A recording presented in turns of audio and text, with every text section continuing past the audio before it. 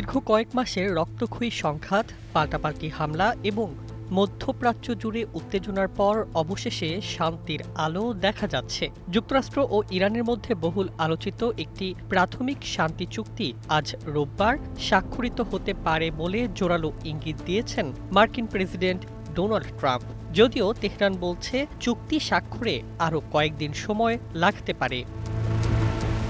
শনিবার নিজের সামাজিক যোগাযোগ মাধ্যম ট্রুথ সোশ্যালে ট্রাম্প জানান, সবকিছু পরিকল্পনা অনুযায়ী এগোলে আজই ইলেকট্রনিক পদ্ধতিতে চুক্তি স্বাক্ষর হবে। তিনি দাবি করেন, চুক্তি কার্যকর হওয়ার সঙ্গে সঙ্গেই বিশ্বের অন্যতম গুরুত্বপূর্ণ নৌপথ হরমুজ প্রণালী আন্তর্জাতিক জাহাজ চলাচলের জন্য পুরোপুরি উন্মুক্ত হয়ে যাবে। নোভা এলইডি টিভি, ঝকঝকে ছবি, নিখুঁত শব্দ, 5 বছরের ওয়ারেন্টি। নোভা মানে সঠিক মান, নিশ্চিত সেবা।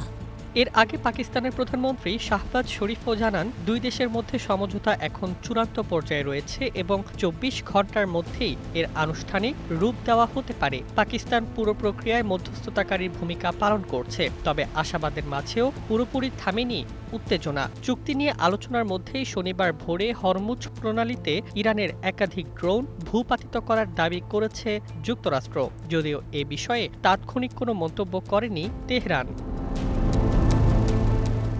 কূটনৈতিক সূত্রগুলো বলছে, সম্ভাব্য এই সমঝোতার মাধ্যমে কয়েকটি গুরুত্বপূর্ণ বিষয়ে অগ্রগতি হতে পারে। চুক্তি কার্যকর হলে হরমুজ প্রণালীতে চলাচল স্বাভাবিক হবে, ইরানের বন্দরগুলো ঘিরে যুক্তরাষ্ট্রের নৌ অবরোধ শিথিল করা হতে পারে এবং দেশটির ওপর আরোপিত কিছু অর্থনৈতিক নিষেধাজ্ঞাও প্রত্যাহার বা শিথিল হওয়ার সম্ভাবনা রয়েছে। পাশাপাশি বিদেশে আটকে থাকা ইরানের বিপুল অঙ্কের সম্পদের একটি অংশ ছাড় করার বিষয়েও আলোচনা হয়েছে বলে জানা গেছে।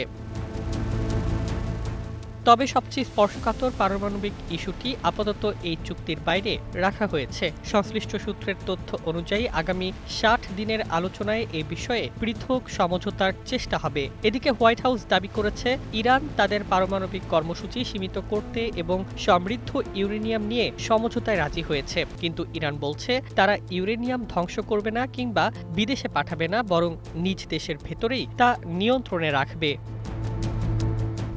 সব মিলিয়ে যুদ্ধবিধ্বস্ত মধ্যপ্রাচ্যের জন্য আজকের দিনটি হতে পারে অত্যন্ত গুরুত্বপূর্ণ। যদি চুক্তি স্বাক্ষর হয়, তাহলে কয়েক মাসের সংঘাতের পর প্রথমবারের মতো শান্তির পথে বড় এক পদক্ষেপ দেখতে পারে বিশ্ব। News desk, 21 television.